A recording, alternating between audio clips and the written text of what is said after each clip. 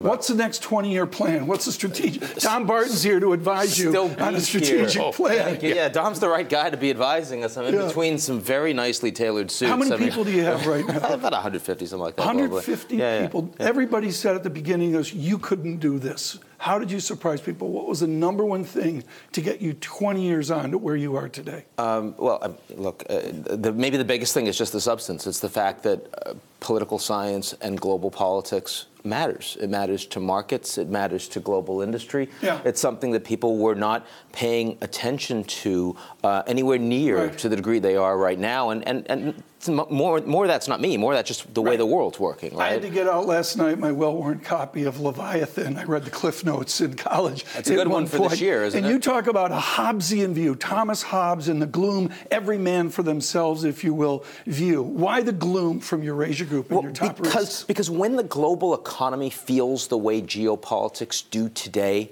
people respond. They see it's a crisis. They know they need to do something. They got to bail things out. They got to do infrastructure projects. They got to get the banks ready, right? We had that back in 2008, and everyone knew. Dom and I talked about this. You and I talked about this. We all knew it was a crisis. We had to respond.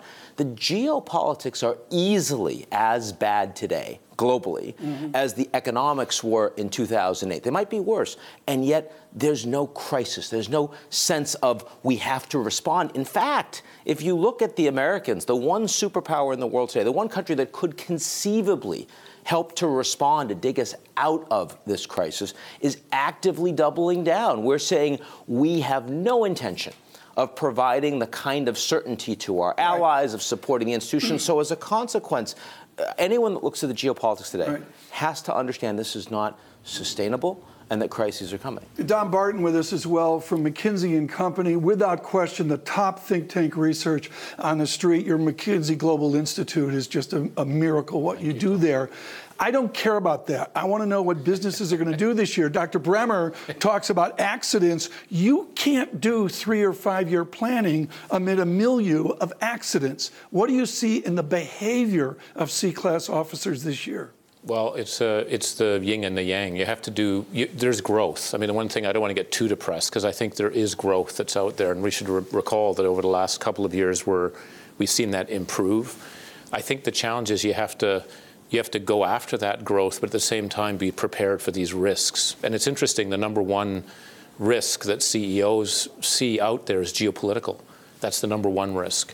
And the problem with those risks is they're not probability curves. They're 1 or 0. If something goes pear-shaped, it's bad. So there's issues about your resilience. So while you're growing, what are you doing for resilience? What does your supply chain look like? Will it withstand? How will it withstand some of the shocks that Ian is talking about in the risks that are there? How do you think about agility in your organization to be able to move resources very, very quickly?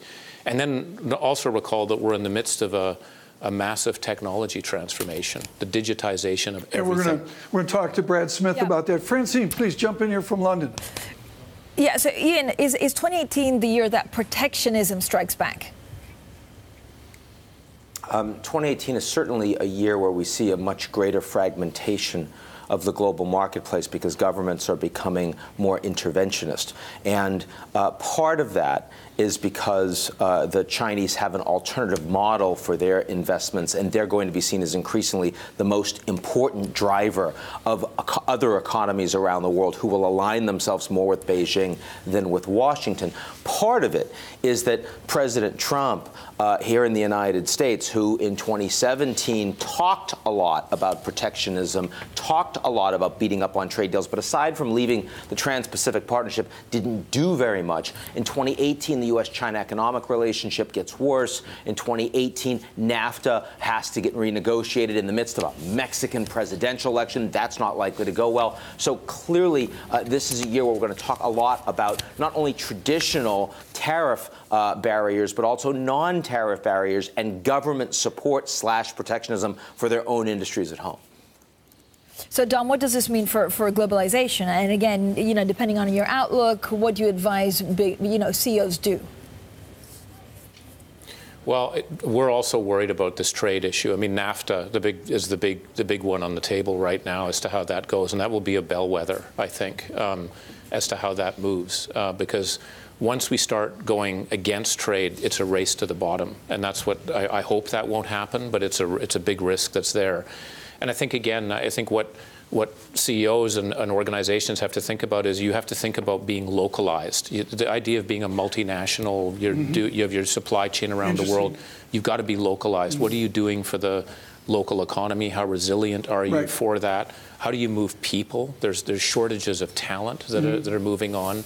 How do you deal with all of a sudden a shutdown in trade in a particular way? Ian, I want to give you a victory lap. Last year, you were dead on about transatlantic tensions, about Angela Merkel. She enters the year without a real government in power. You lead this year with China and the vacuum of China. How powerful is their leadership? How assertive can they be this year? I think that the most important speech that I've heard in my life on the global stage since Gorbachev declared the end of the Soviet Union in 1991 was when Xi Jinping stood up at the end of the 19th Party Congress and said, China is ready to play a global role. We are prepared to become a global superpower. They'd never said that before. What was a distinctive feature in that speech? If it's a long 2-hour speech or whatever, what was a distinctive feature for Eurasia Group? It was that China is no longer small. They're no longer modest. They're no longer going to be underneath they see that not only are they bigger than they've ever been before, not only does China now have consolidated leadership under the strongest leader they've had